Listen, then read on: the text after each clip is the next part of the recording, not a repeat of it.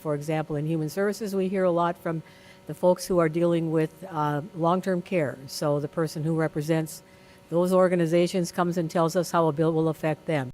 The person who represents the doctors and also the one representing nurses and other medical professionals comes in to talk about how it might affect them on a particular bill. And we need to hear all of those perspectives because a hearing is truly a hearing. We want to hear what all the various perspectives are, and then it's our job to fit all those jigsaw pieces together, hopefully in something that will not harm anybody but will be better for most of the folks involved. One of the things most interesting, I think, to a lot of people right now is the child care issue. Excuse me. And the Fargo-Moorhead, West Fargo Chamber was out yesterday, and we talked a bit about that also. So I'm just going to give you a quick list, which I provided for them yesterday, because we have several bills that are dealing with early childhood services, which includes child care. Different kinds of opportunities for being recognized as best in class for 4-year-old programs so that we are able to assure quality for those child care providers who are able to do that. We have a bill that enables the Department of Defense approved child care facilities because the people in the military have their own child care services requirements, which actually are a little more stringent than North Dakota's. And so we have now included them as an approved group. So whether it's on base or off base, somebody who is recognized nationally by the Department of Defense as a well-qualified child care provider can have both military and non-military children in those facilities. And that affects us a bit less here, but it certainly does in Grand Forks and Minot. Not all of these things are going to go exact. I'm not going to give you numbers really because numbers are what's waffling around here. But child care assistance for low-income families, right now the income limit is like $62,000 for some assistance with that. That's being moved around. Child care tax credit, which is actually sponsored by or has been discussed with Senator Weber from District 22. Background checks and fingerprinting, which has been a barrier. The system is being improved. I won't bother you with the details. Special needs kids. We had a morning when the committee room was full of mostly moms and very young children with enormous medical needs who were there in their strollers. These kids years ago would have been in Ann Carlson or some other institutional setting, and these parents are taking care of these kids at home. But special needs childcare is impossible to find. The few people they have found have not been reliable. So a parent is staying home, not that they wouldn't otherwise like to, but it's a limit for the income. So there's also money for providers and accessibility also for all kinds of other areas like Head Start. So that's it on that topic. You can ask me others. Thanks. Thank you, Senator Lee. Next, we'd like to call on Representative Austin Schauer, District 13. Thank you, Mayor Dardis. Thank you, everyone, for coming here on a Saturday morning. A bit disappointed we don't have donuts from Sandy's, but I guess the cutbacks, you know how that goes. So I'm caucus chair for the majority. We have 82 of the 94 members of the House are GOP. That's a pretty big family to have. I've concentrated on the 23 new legislators, 2 of which are to my far right, 2 of which who actually have done a very, very good job. Anytime you have the first session, you walk into Bismarck, it's pretty overwhelming. You have to find your spot in your area and go from there. But most of the 23 have been just fabulous. We had a turnover of about 20% in the House, and with term limits, there's going to be more and more change.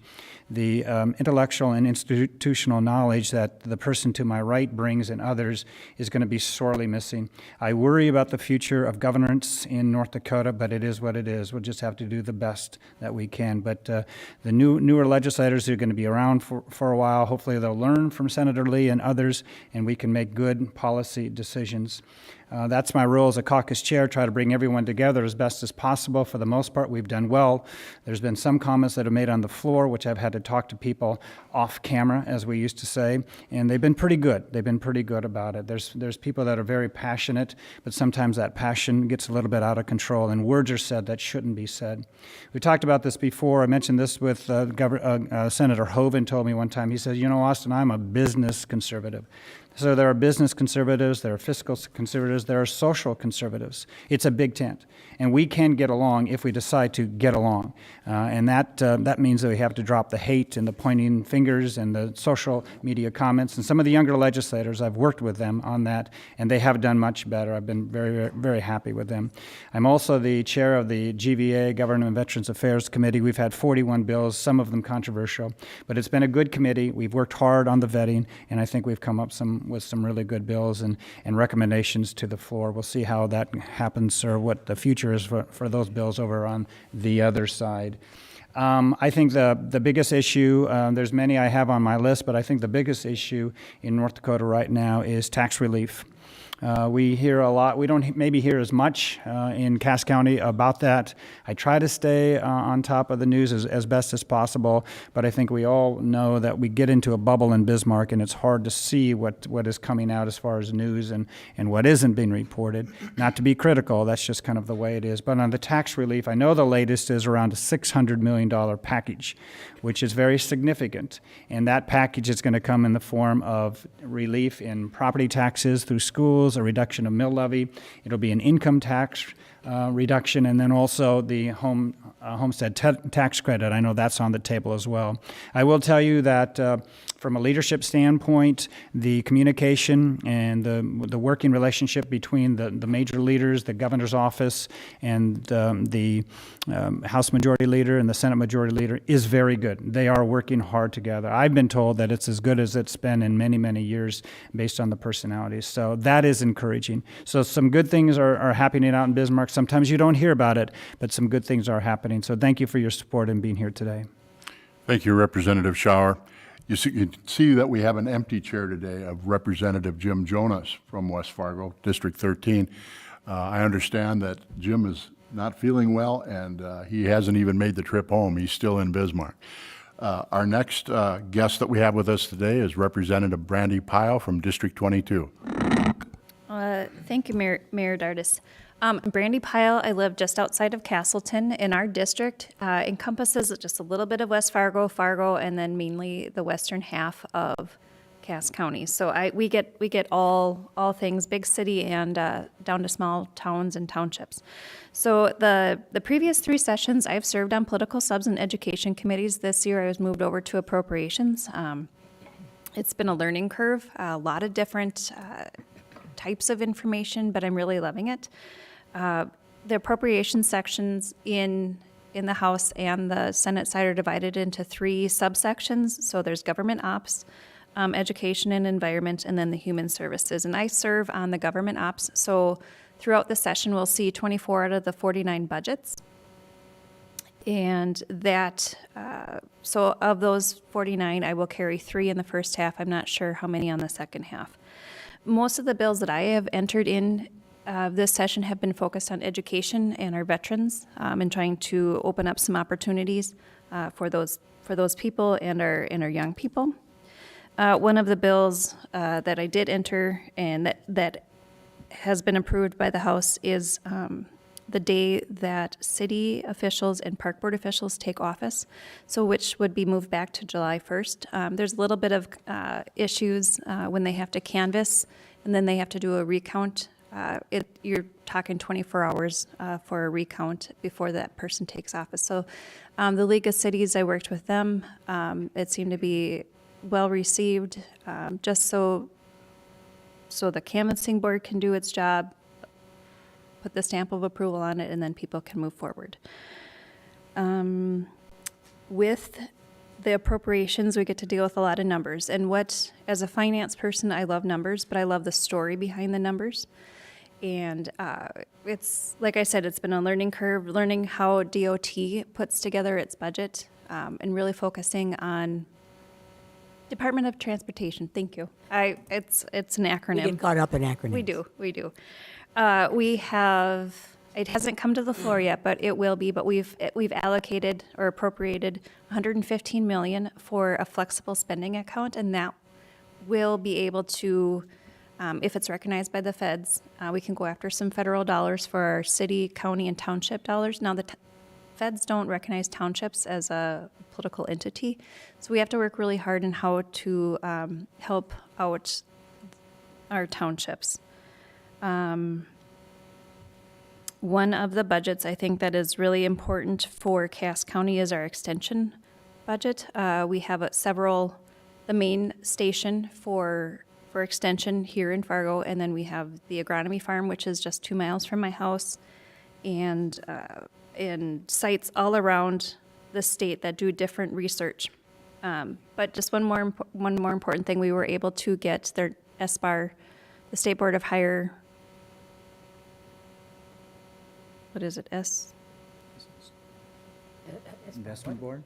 No, SBAR. As far, it's an ag-related. It's an ag-related entity, but their number one initiative for redoing Weldon Hall was approved, and that'll be going to the floor next week.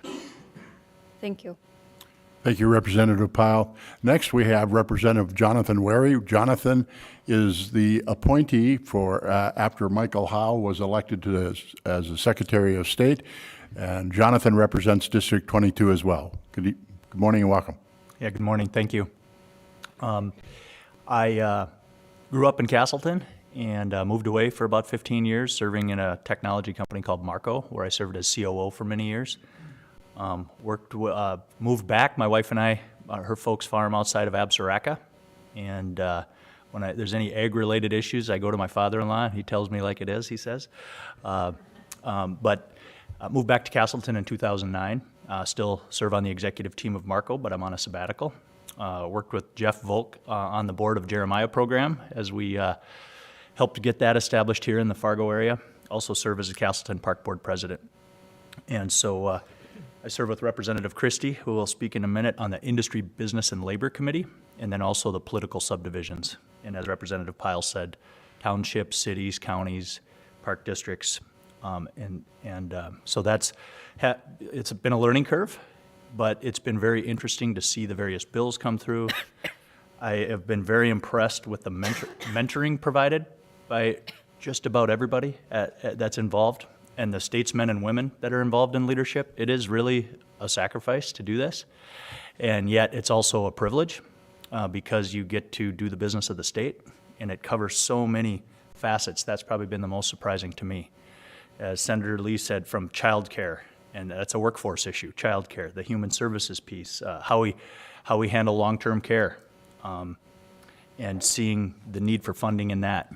And so I'm hoping to bring some of my experience as we grew from 100 employees 25 years ago, our company did, to 1,200 employees today, and all the issues with that, from how you provide benefits to your employees, how you provide new employees workforce training, and then bring some of the volunteer experience I guess I have from the Jeremiah program, Castleton Park District, economic development, to try to bring some of that knowledge, but learn from the mentors that are already out there, or people that served in the past.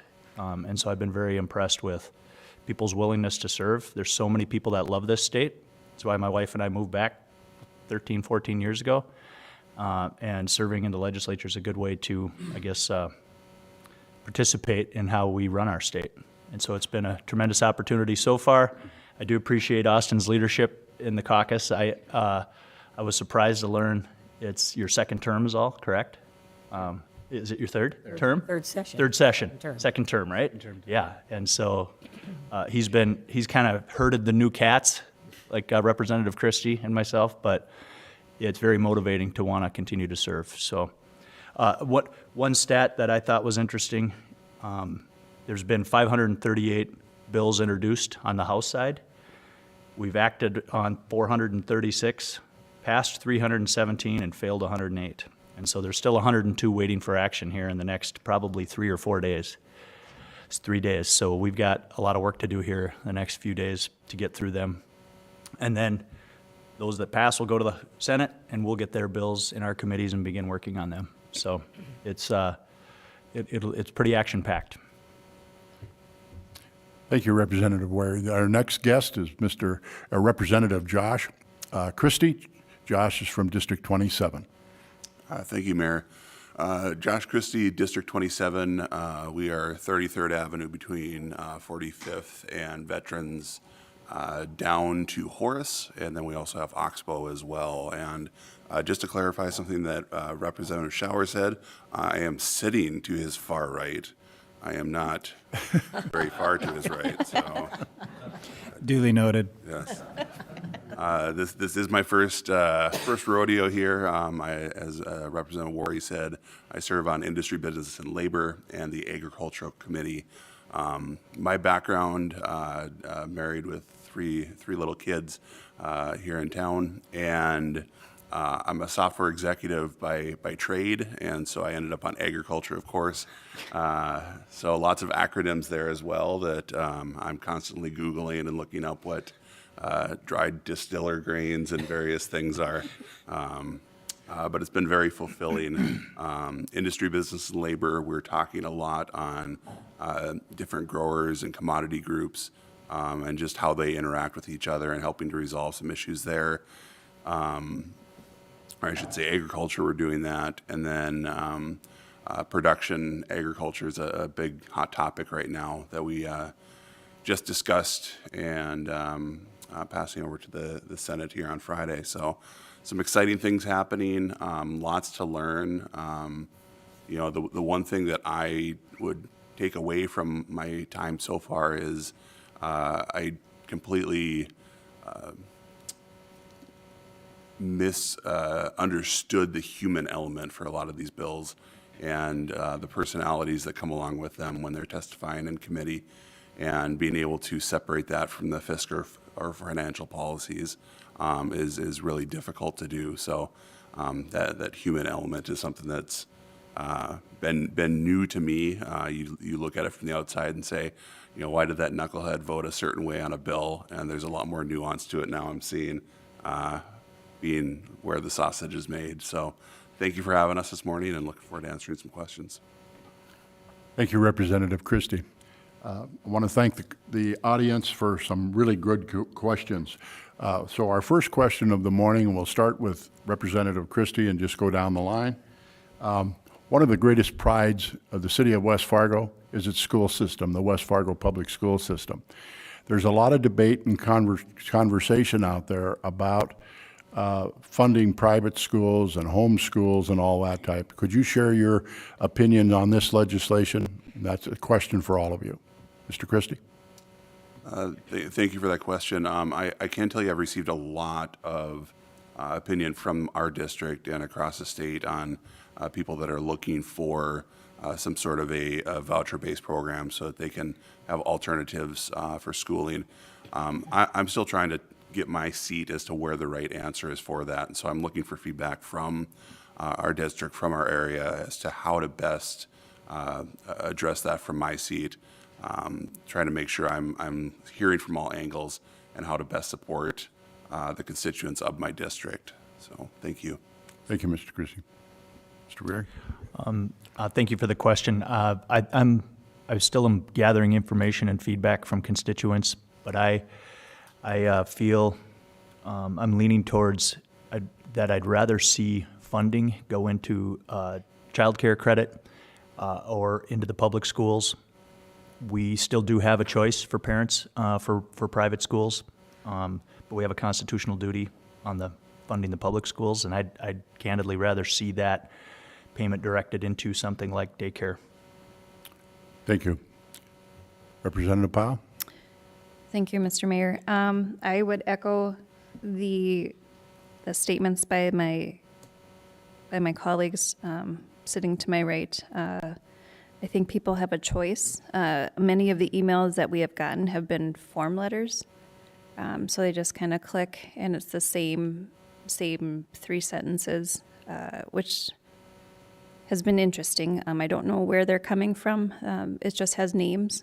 So I don't know if they're in state or out of state. So it just kind of move them all into a folder to kind of dictate the pros or those in favor and those against.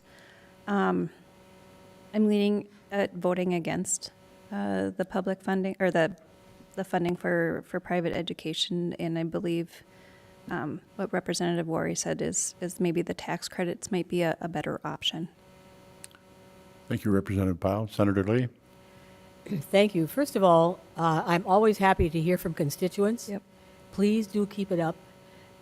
Please do write a personal note. Even just a couple of sentences in your own words is far better than what Representative Pyle just said.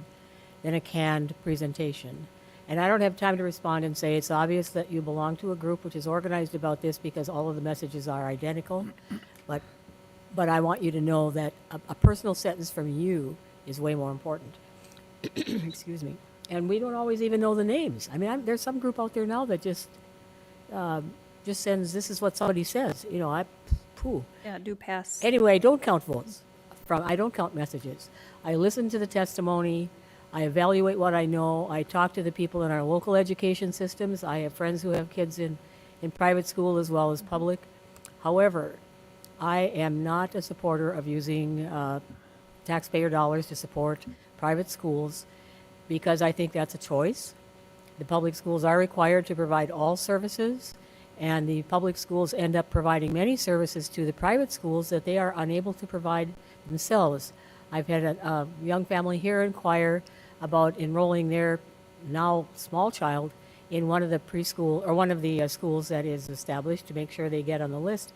And he has special needs. And I said, well, the only thing I would suggest is to ask how they're going to address that student's special needs. Because if that private school does not have it, he's going to have to be transported to a public school, or the public school in some other way is going to have to provide the services needed.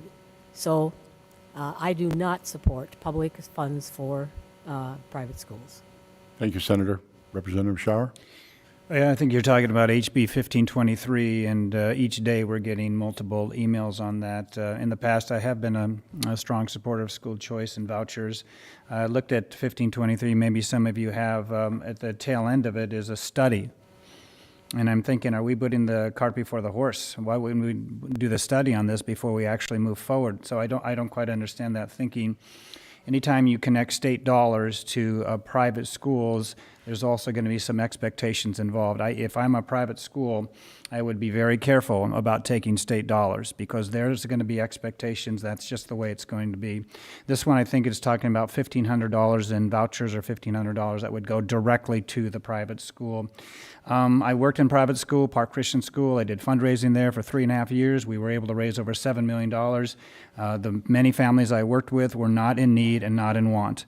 Now, if this money would go specifically to disability families or families with disability children or special needs children, I probably wouldn't have any issue with that at all. I could understand that, but I think we're talking about, correct me if I'm wrong, about $24 million on this. So I look at my district, District 13. District 13 has a heritage of extreme, and sometimes maybe a little bit over the top, but extreme pride for its schools and its school district. You know, we have to be... Over the top. We all know the background. Well, we should know the background of the Packers. So it's going to be a while before I can fully jump on 1523. And at this point, being a good politician, I'm leaning no on 1523. Thank you all. The next question is another item that's been in the news quite a lot, and that is in regarding to income taxes being lowered. North Dakota has one of the relatively lowest state income taxes, but yet the state is considering either doing away with income tax or reducing it to 1.99 or 1.5. That's the first part of the question of your position on that. The second part is, could you share with us about how many tax dollars would be lost on the revenue side? We'll start with Representative Shower. Representative Craig Hedlund is head of the Tax and Finance Committee, and I asked him on the tax relief, are you concerned that this will not be sustainable for North Dakota? If you're looking at $600 million in tax relief, however you break it up, is that sustainable? We all know about fossil fuels, the war on fossil fuels. We're still producing about 1.1 million barrels a day, but what happens if it's 800 million barrels a day or 600? 54% of every dollar that comes into North Dakota is connected to oil and gas. 54%. Every dollar that comes in North Dakota, 46% comes out of our pocket. So we're getting a major contribution from oil. On the issue with the income tax, I think, South Dakota, I believe, does not have an income tax. I think that do they have an income tax? No. I think you do not want to get rid of any tax. If you're familiar with what happened in Alaska, they pretty much got rid of all their taxes, and then people started getting the checks, and all of a sudden you had an issue, and then you can't go back. So certainly, as part of the tax package, that's going to be part of it. You're going to have a reduction in income tax, and there's going to be a certain amount of individuals based on their income that are going to get less, that will have no income tax at all. So, but anytime you get rid of a tax in certain counties, and Cass County is pretty good about it, that you could see an increase in sales tax. So, it's the old taxes and death, you're going to have them. But I think North Dakota is in a wonderful position. You've got two major funds. You've got the trust funds and the legacy fund, which brings about $1 billion into the state coffers every year, or at least every biennium. I have to double check on that. So we have stability, we have opportunity to give back. And so I think the income tax is going to be one part of it. I would probably put it on third list. I like the homestead tax credit myself, and then the property tax through the mills, I think that would be second, but that's my thinking. So thank you. Thank you, Representative Schauer. Senator? I don't see anybody I have had nobody who has complained to me ever about North Dakota income tax. And I have lots of people who talk to us about property taxes all the time. Because we see that bill in one place in December when it comes to us. And it's a different situation. Taxes are a three-legged stool. We need them all, property, sales, and income tax. And as Representative Schauer said, if we eliminate one of those legs, it's very hard to put it back on that stool. The governor also supports reducing the income tax or eliminating it entirely, but 59% of the people of North Dakota last year did not pay any. Part of the reason was because of federal funding with the whole COVID thing meant that there was a difference there. But ordinarily, it's something like 25%. When I went door to door, the people who were talking to me weren't paying any income tax. They don't care about that who had a concern about this. So I'm a big supporter of the enhanced homestead tax credit.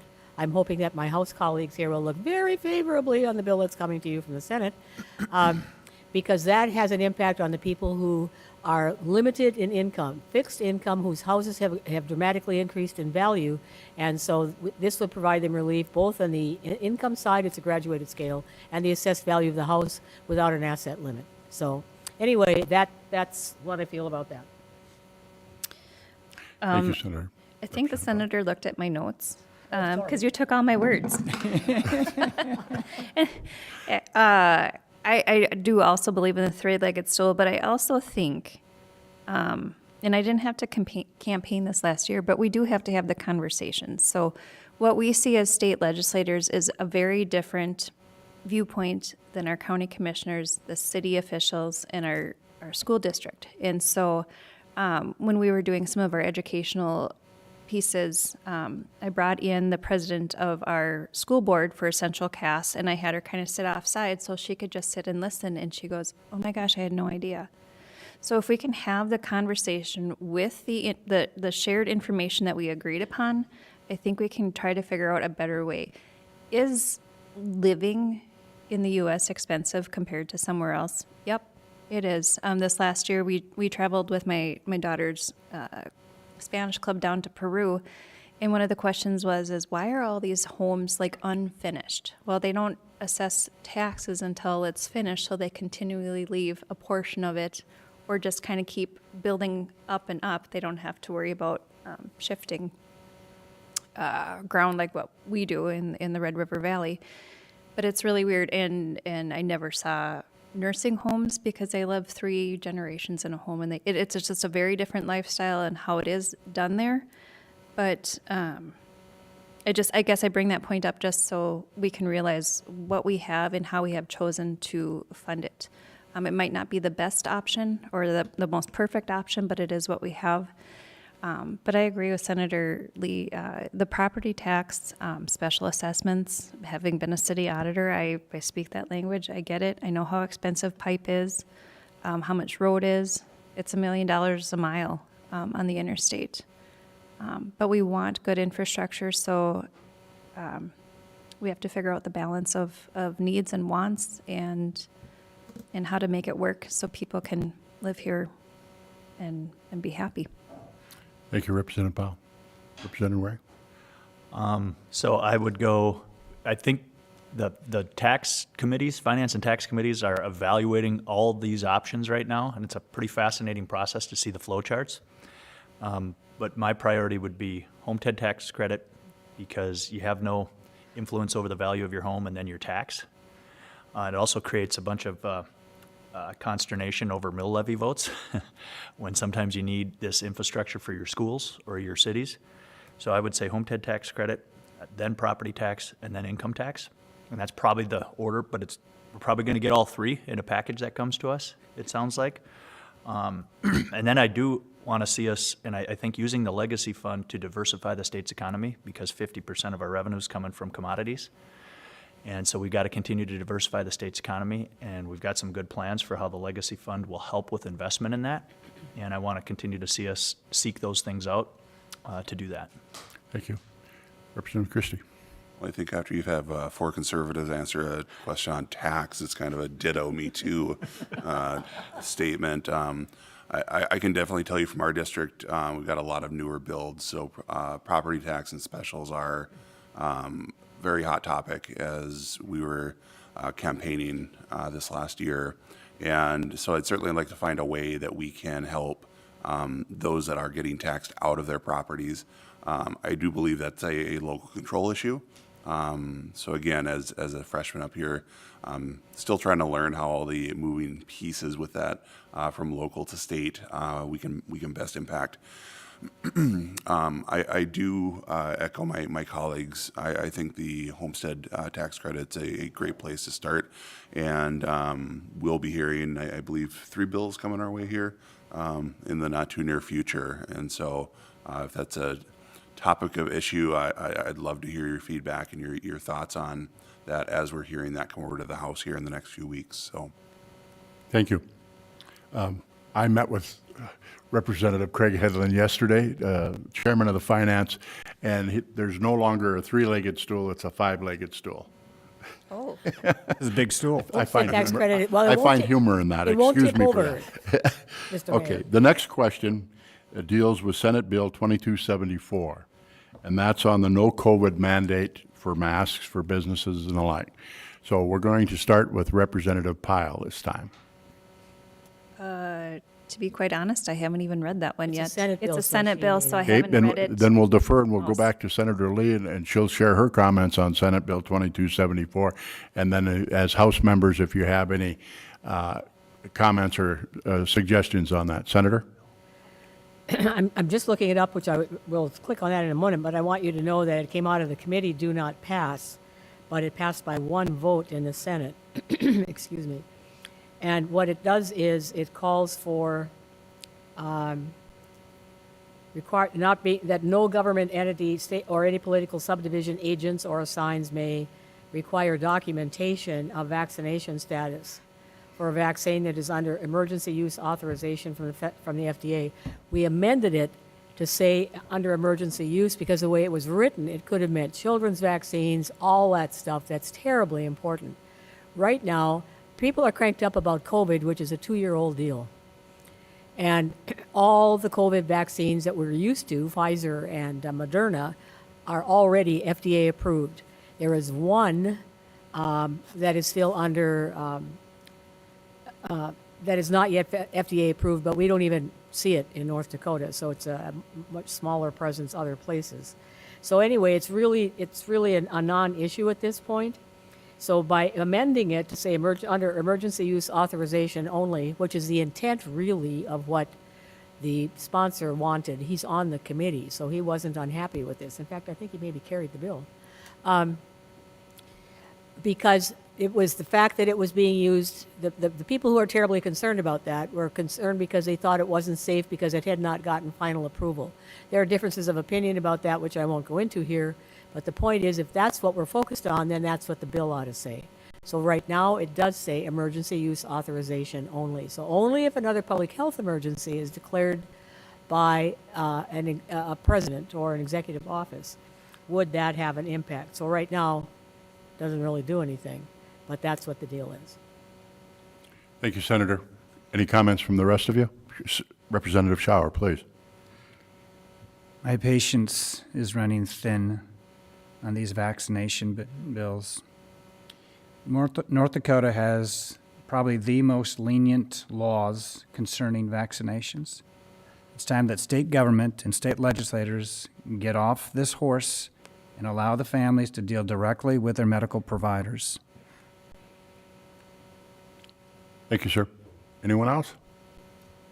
All right. May I make, I forgot Please. one thing I should have mentioned. Senator.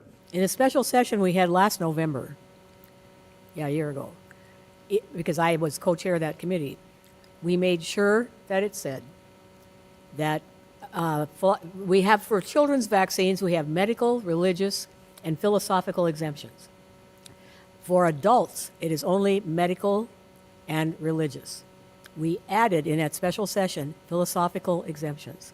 So these vaccines are the only ones which have a philosophical exemption. And I think that's really important to know that that was done when we did the special session. That's why it's particularly not an issue, because that's still in play. Thank you, Senator. The next question is that there's been a lot of discussion about the Red River Water Supply Project. That's a pipeline that's going to run from the McCluskey Canal and or the Missouri River to the eastern part of the state to protect and have sustainability for future droughts and the like. At the present time, that's in Senate appropriations, excuse me. There are $686 million worth of water projects that have been proposed, from flood protection to water supply in the West. Could you give your opinions, please, of how you feel about the Red River water supply? At the present time, the Lawa Board and the Garrison Conservative District has requested $255 million for that supply, for that project, and based on a 10-year build. Could you just philosophically how you feel about having this sustainable water reliability source? We'll start with Representative Pyle this time. Thank you, Mr. Mayor. This one, again, is over in the Senate, so I haven't had a chance to look at it. And I really wish Senator Sorbog was here, because he is the water guy over in the Senate. Thank you. So my conversations haven't started, but I will be visiting with him, and I believe Representative Swantek will be carrying the water bill, and he's from District 10, from Fargo, West Fargo here. So again, we'll have those conversations. But water is essential to bring it. If you have too much or too little, it always seems to be an issue. There's never quite the right amount. But for our area, this is a very important project to ensure viability for the Red River area. Thank you, For Representative. Cass County. Representative Wary? I'd encourage you all to watch the documentary, The Charisma of Competence. It's about Governor Bill Guy, who started this concept in 1964 or 65. And so it's been almost 60 years that this has been in the works. But so I don't know enough about it in the details of the appropriations, but it's a pretty critical concept long-term for the Red River Valley. So I'm in support in principle. Thank you. Representative Christie? Yeah, I would have to dig into that a little bit more, being on the Senate side. Overarchingly, generally support. So, Thank you, sir. Representative Shower? Well, first of all, the name needs to be changed. It should be North Dakota Water Supply Project, because it does much more for the state, or as much in the state as it does for the Red River Valley. As you mentioned, this project has been around for 6 decades or more. It's very, very expensive. There's no question about that at all. And losing Representative Jim Schmidt was a big loss. But there is no question that we have to proceed forward on this. This has to be a significant direction for the state of North Dakota. The fight over the Missouri River is huge. There's lawsuits everywhere. And unfortunately, we just have to participate in those lawsuits, and we have to get access to that water. We know what can happen in a drought. It happened a few years ago, and there's only so much water to go around. We're growing immensely in Cass County, which is terrific. So if we don't cover ourselves in the water, it's on us. So we, as a Cass County caucus, have to be united in that, and it's going to be expensive, but we absolutely have to be united. We have to make that project work. You tell me, Mayor Bernie, is it like 7 miles a year? I mean, it takes a long time, but it's moving forward. I know that for sure. And we just have to stay at it and go from there. I do like the legacy streams, the return on the legacy funds. A large portion is going to be going to water. So we just have to make sure that keeps going. Senator Lee? I agree with the previous comments. Well, what I will point out is, as previously said, that it serves cities and areas all along the line. I've been there long enough to have been a part of the Southwest Area Water Supply Project and the Northwest Area Water Supply Project, which is really covering much of the western half of the state where they did not have potable water.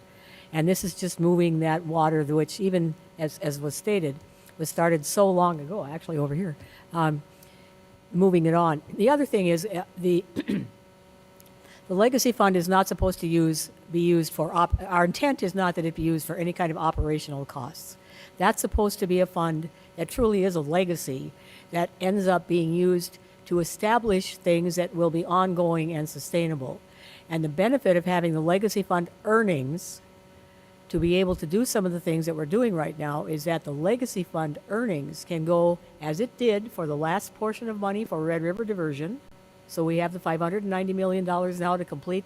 If you haven't driven south on I-29, you ought to do it and see what's going on out there. But the other thing is it frees up general fund money to be able to do some of the smaller projects. So, and Minot has a big flood control project going on as well. So if we can get these projects like water supply and flood control, there's either too much or too little somewhere, in place, then they can be sustainable in those areas. But that also makes available general fund dollars to be used for some of the smaller projects to assist smaller communities who need something done with their water supply project and don't have a good enough water tax base to do it. So that's an additional comment about the legacy fund. It's not a cookie jar. We really are looking at it for one time usually, or one project functions, so that we can get something moving and then use other tax dollars in other spots. Thank you, Senator. I've been saving my next question to start with our freshman senator, or representatives, excuse me. And I have a couple of questions here, so I'm going to kind of blend all of them in together. But it's that some of the bills that have been introduced in this session and in previous session are very narrow, if you will, specific to a certain region or whatever. And with all the money that we have with the legacy funds that we talk about, the question is around, is there any type of controls as to the type of legislation, if it's coming forth for the third or fourth session, which many of these bills have been, is there any screening of those bills, number one? And number two is, with all the money that we have, what about some of those needs more specifically when it comes to the reduction of prescription drugs, helping with school lunches for underprivileged children, gun control, suicide prevention, and insulin cap? So this is really kind of a philosophical question as to all the dollars that the state of North Dakota has. And I had a briefing with the governor yesterday, and if you talk about some of the funds, there's $9 billion, and if you continue to talk, it's a lot more money than that. So with that, I'm going to ask Representative Wary, if you'd, just as a freshman representative, that whole concept of some of the dealings of some of the bills that seem to the public most interesting. Okay, just to clarify, do you want me to address the process of introducing those bills? If there's a filter on that? That would be fine. Or, okay. Well, one of the unique things about our state is that only a legislator can introduce a bill, of course, but it can, if they introduce it, there's complete freedom to do whatever topics. That's why we see some of these unique ideas that come through. And if it can't get killed in committee, it can get a recommendation out of committee, but it has to come to the House floor. And so it doesn't appear to me to be a strict governance of that. Maybe there's some coaching that happens, Representative Schauer, over the topics, but a legislator's free to put it in for whatever topic. So that's wide open. To the spirit of your question, and I've been spending time meeting with Leader LaFour, getting the legacy fund flowcharts to understand what you can do it, where you can make investments and where you can't. And what Senator Lee said, it's not a cookie jar, and it should not be funding ongoing operations. And so then, but we can still make policy decisions that say, hey, we filled up these buckets. Here's a bucket for a strategic investment fund. There's $100 million. What priorities meet that criteria for funding?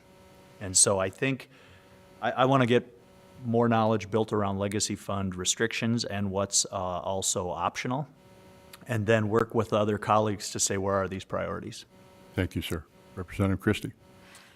Globally, I feel like there has been some people that have a lot of bills and are very passionate about a certain subject, and that's become obvious in the 33 days that we've been out there. And I think as a freshman legislator, it's really important to look at it and say, we are very blessed in the state. We have excess revenues, but we need to be good stewards of those funds and to make sure that if we are funding additional programs, what's the ramification of that down the road?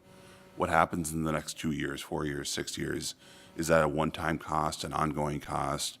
And how do we balance that to take care of those that are really in need now?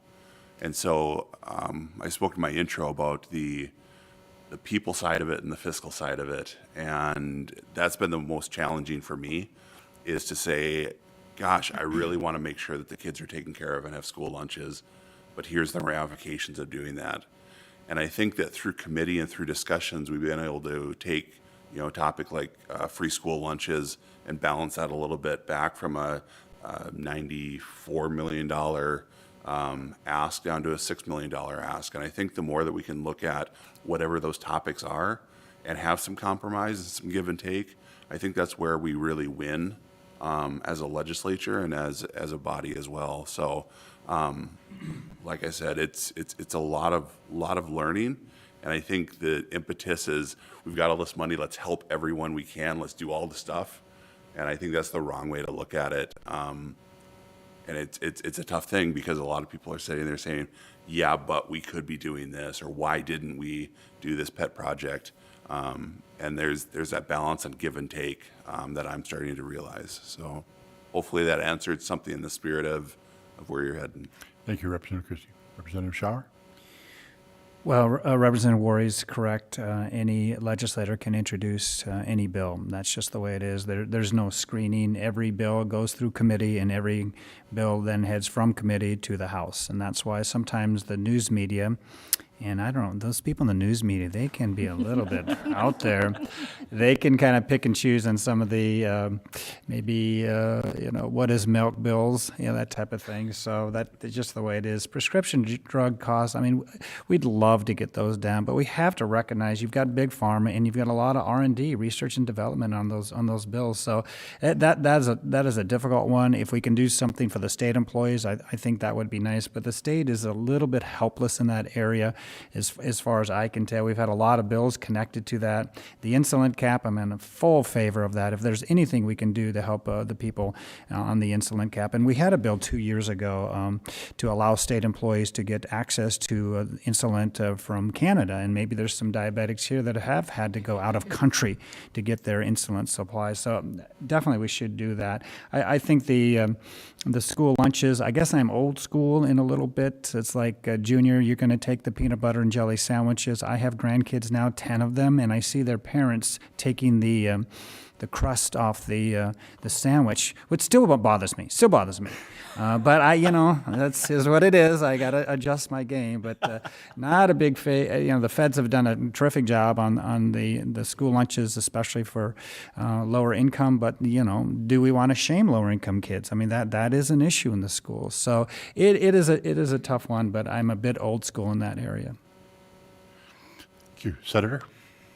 I'm either going to talk really fast, or you're going to have to give me 30 seconds extra, because you've got two questions. One is about specific bills and one is about process, okay? So I'm going to race here. We'll never argue with you, Senator. Could you pull your microphone there? Yes, there we go. Thank you, Ken.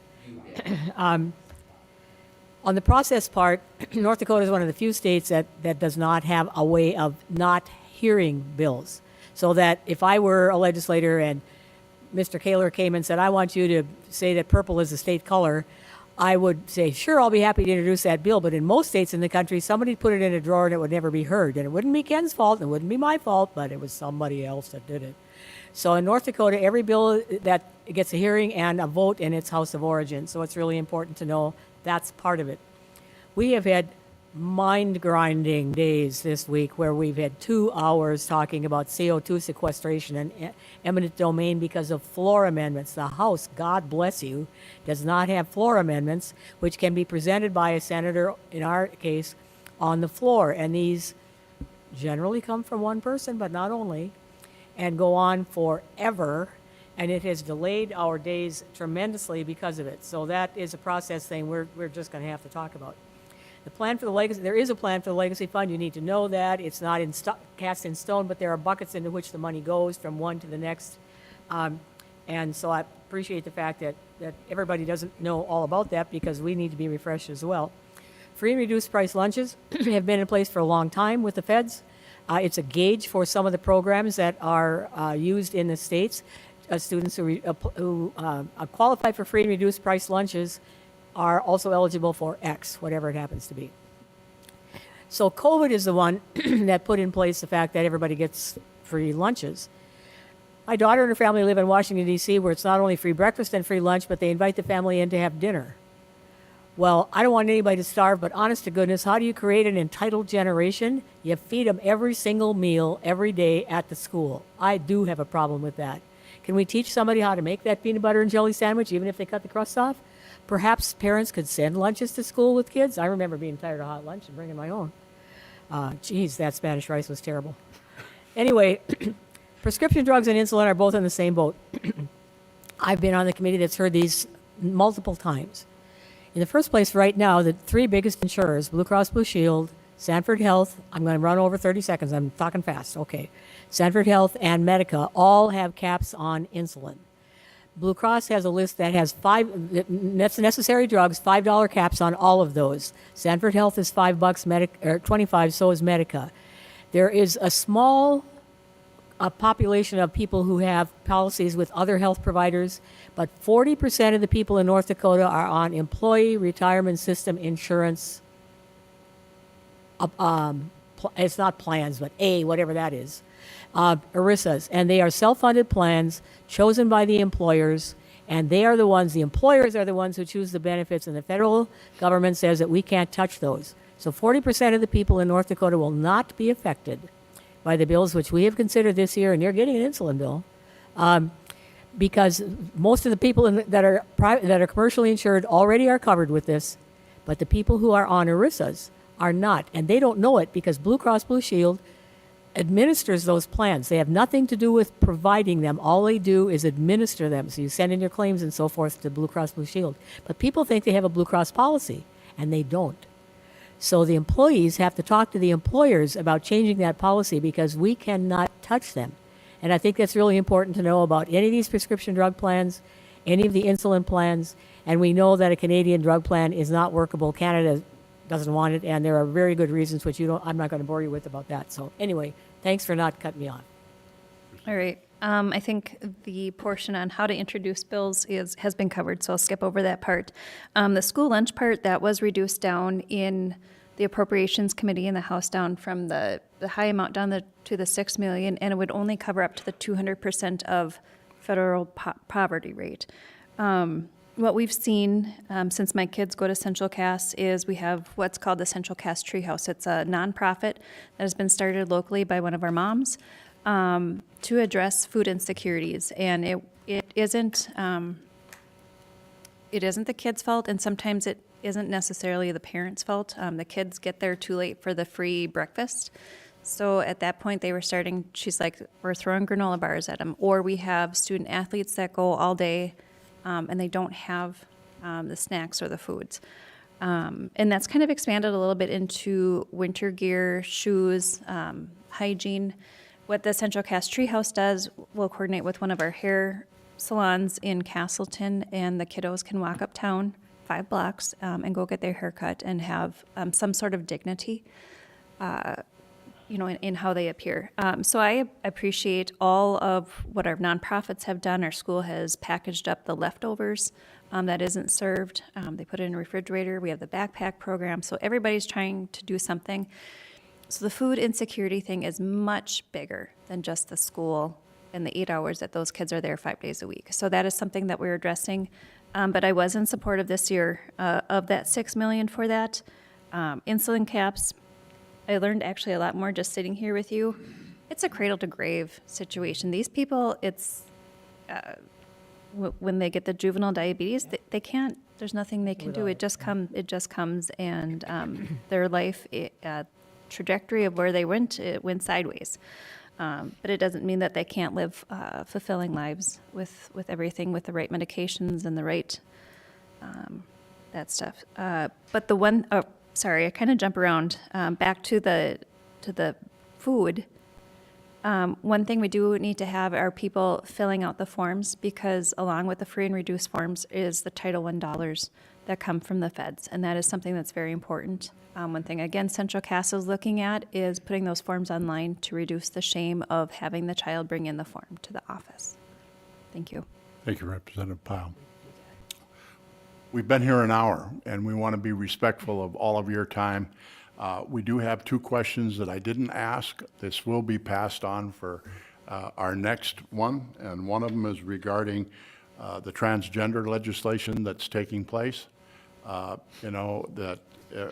Those transgender people, how that affects them as to do they want to live in the great state of North Dakota and our communities. The other one is a question regarding the work that Josh Gallion does and some of his audits and the like, where he's been getting a lot of pushback when he's auditing rural fire departments and those types of things. So I promise I will pass these on. We're out of time. So with that, I would ask that Representative Schauer, a few closing comments for all of you, please. I think the number one value in my life, and maybe it should be all of our lives, is gratitude. And I am so grateful to be a part of North Dakota. We have an amazing state, and we are in an amazing position to continue to move forward. Our population grew. Cass County is growing. We're having more children, more kids, which is terrific, although I don't see a lot of younger people out there, but that's okay. The Commerce Department right now is working on $30 billion worth of projects, real projects that can come to North Dakota. Our community safety is just outstanding. The backing of our law enforcement is outstanding. We don't have those issues. One bill that I worked with Sheriff Jesse Johnner makes it a felony if you're going to riot in downtown Fargo. That was a misdemeanor before. That cleared without question. So we've got great public safety. We've got a great community, a lot of amenities. We still have to work on our weather. I don't know if there's a bill out there. Maybe Representative Christie will come up with something. And we also have great support for our veterans. There are many, many bills that are moving forward on the veterans, including one that I've been involved with. I hope that Representative Brandy Pyle will support is the Fisher House. And the Fisher House is like the Ronald McDonald House, but it would be at the Fargo VA. So when veterans from all of North Dakota, 18 counties of Western North, when there's serious medical treatment, they come into the Fargo VA and their families can stay at the Fisher House. It's an $8 million project. We're at $7 million. We have a little bit of an ask in with the state of North Dakota, so hopefully they'll kick in. But we're in a great position. God has blessed us, and so we have to be thankful and then continue to work out in Bismarck for good public policy. Thank you, sir. Senator Lee? Thank you to the city and to all of the parties who have participated in putting this together. Levi Bachmeyer was a part of the planning as well, and we thank him for that. And to the city for hosting us, and Mayor Dardis for emceeing this as well. I wanted to show you, I know you can't read them and it doesn't matter. These are the charts that we see for the qualifications for the various programs in human services, and you can see every column is a different program. They all have different requirements for income levels, thanks to the feds in large part. And so everything is complicated. And we try very hard to do what's right, but sometimes people don't understand how complicated it really gets. And so what I want to really encourage all of you and anybody else who might be paying attention to what we're doing, and I hope you all are, is to contact us if you have a concern about something. We're really happy to try to explain it as we've tried to do today. There is so little it's black and white, most of it's gray. And I'm a big advocate of saying so much of it is not partisan. We may have personal philosophical positions, but you can see that we have a variety of viewpoints in various perspectives here today, and we get along well. Kathy Hogan is a Democrat senator who has been a friend for well over 30 years before I was in the legislature. And we work together all the time because stuff in human services is not partisan. The only thing you can say might be the way the funding goes, but we're looking at the people because we've talked about that too. So recognize that we shouldn't be looking at it as something that is really spending R versus D. It's people who are trying to find the best way to take all of those things we hear in those hearings and put it together and move something out that's going to be better, but not perfect, most likely, for the people of North Dakota. So thank you for your participation, and I hope you come again. Thank you, Senator. Representative Powell. Thank you, Mayor Dardis. Thank you to everyone who came out. It's a beautiful and nice winter day.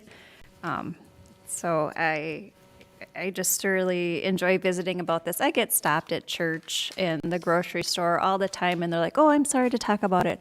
I am happy to talk about it. I would rather have the conversation versus the assumptions or the nasty posts on Facebook. I don't have a lot to add except my promise to the people of District 22 in the state is I'm going to do the best I can with the information I have. And at this point, in many points, is I get to choose my actions and reactions. So no matter what happens, sometimes it just is what it is. And I'm not going to treat you with malice. I'm not going to go and run to Facebook and tell you how horrible a person is. I think that is wasted energy. It creates a lot of angst. And it's totally inappropriate. If we have to be the adults and we have to be the parents, then we have to start acting like that so we can have that modeled for our children. And so that's my commitment to the state of North Dakota, is to behave that way. And I'm going to call on my colleagues to do the same. And I know these ones that I sit with, I visit regularly with, and so I have no problems with that. But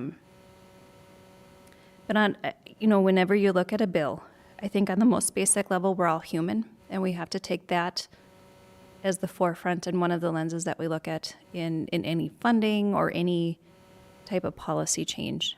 Is we're all human and we're all one big dysfunctional family in everywhere we go, but we will do the best we can, and not for me, it's not out of malice or bad intent.